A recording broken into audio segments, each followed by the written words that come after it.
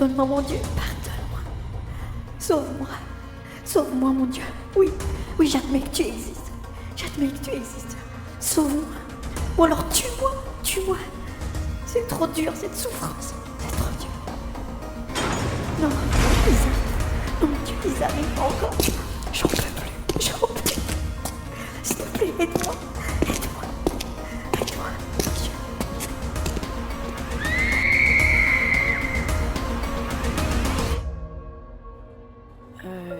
Excuse-moi Sophie, mais je t'apprécie, hein. Je respecte ta religion, mais on est collègues. Et je trouve que pour moi, la religion, c'est très personnel.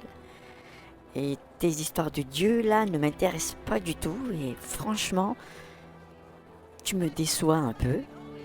Quelqu'un d'aussi intelligent que toi, qui croit à ces choses.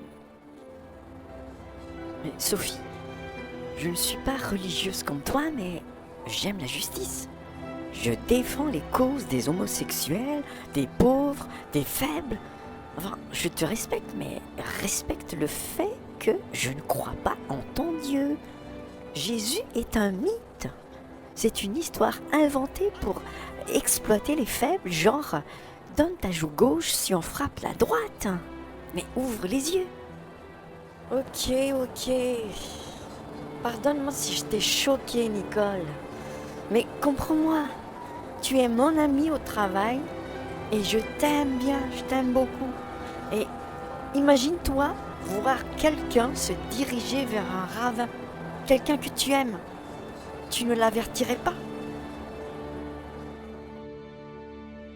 Sophie me parlait de Jésus, de son amour, de son sacrifice. Mais pour moi, c'était tellement absurde. Une histoire impossible à croire. Tellement illogique et irrationnelle. Sophie m'énervait car même au travail, je vois bien que dès qu'elle est seule, même devant la machine à café, elle parle toute seule. En fait, elle prie. Quel fanatisme! Pour moi, les églises sont faites pour ça. Et au boulot, c'est le boulot.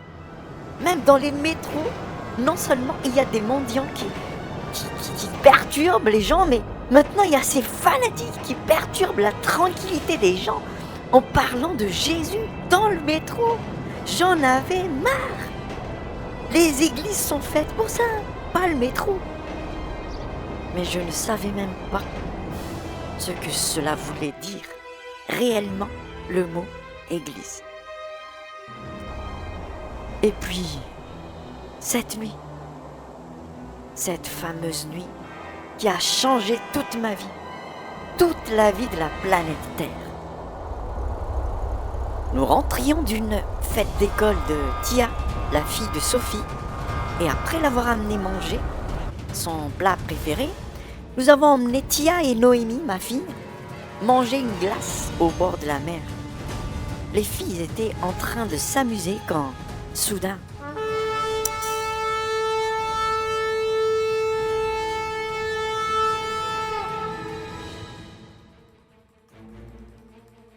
Nicole, t'as entendu?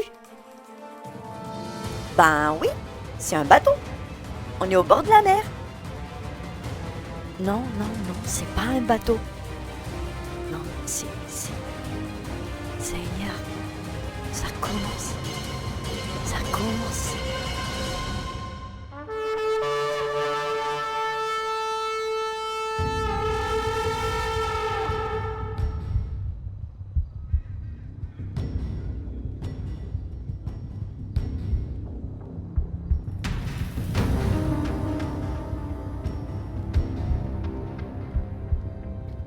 Car le Seigneur lui-même a un signal donné à la voix d'un archange et au son de la trompette de Dieu descendra du ciel et les morts en Christ ressusciteront premièrement. Nicole, ça a commencé, ça y est, on y est. Attends, c'est quoi? Je comprends rien du tout. C'est quoi ces choses? On y est quoi? Où? Attends, mais c'est quoi ces choses? Mais ce sont des corps. Ce sont des corps lumineux qui montent. Mais c'est quoi ce délire, Sophie? Qu'est-ce qui se passe? Waouh, c'est beau! Tiens, regarde, c'est beau! Ensuite, nous les vivants qui serons restés, nous serons tous ensemble enlevés avec eux sur des nuées. Nicole, on a très peu de temps. Écoute-moi bien, écoute. On sera parti et dans mon sac là, il y a une Bible. Tu regarderas dans 1 Thessaloniciens chapitre 4, versets 16 et 17 et tu comprendras ce qui se passe. Tout est dit dans la Bible, ce qui va se passer, tout est dit. Et rappelle-toi de ce que je te dis. Ne les laisse jamais t'implanter quoi que ce soit. Résiste. Tant qu'il y a de la vie, il y a de l'espoir en Jésus. Lis la Bible et tu comprendras tout. J'ai alors compris que je ne verrai plus Sophie, je ne verrai plus Tia, et surtout, je ne verrai plus ma fille, Noémie. J'ai tout perdu cette nuit, mais c'était ma faute.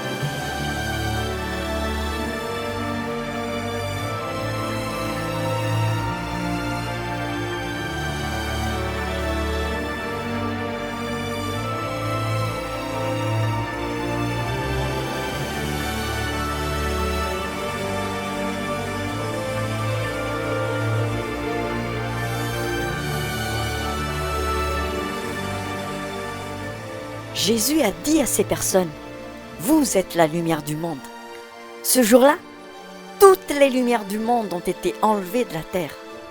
Beaucoup croyaient qu'ils étaient la lumière, mais beaucoup furent déçus. Ils furent laissés. Cette lumière n'était pas la connaissance de la Bible, ni le fait d'appartenir à une telle ou telle dénomination, ni le fait même de suivre des règles et des lois, et surtout pas des trésors et richesses amassées sur la terre.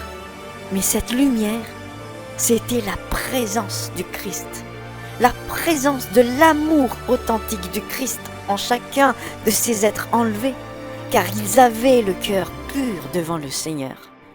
Ce jour-là, les ténèbres ont envahi toute la terre, et ce qui attendait ceux qui sont restés était terrible.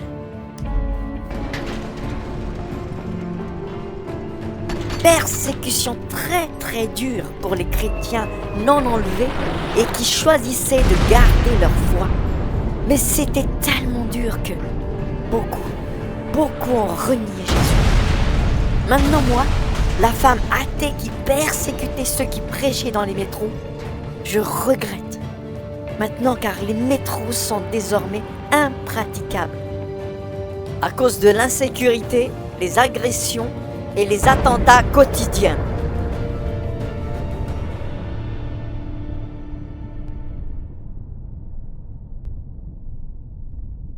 Si seulement je pouvais revenir en arrière, j'aurais embrassé ceux que j'avais traités de fanatiques, qui parlaient de cet amour pur de Jésus. J'étais aveugle, mais il a fait grâce.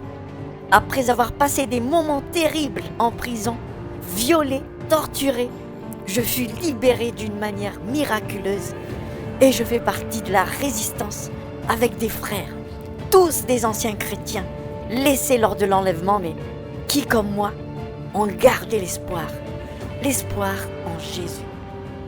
Vous tous qui êtes là, vous voyez ce qui se passe dans ce monde. Si vous êtes là, c'est que vous avez résisté.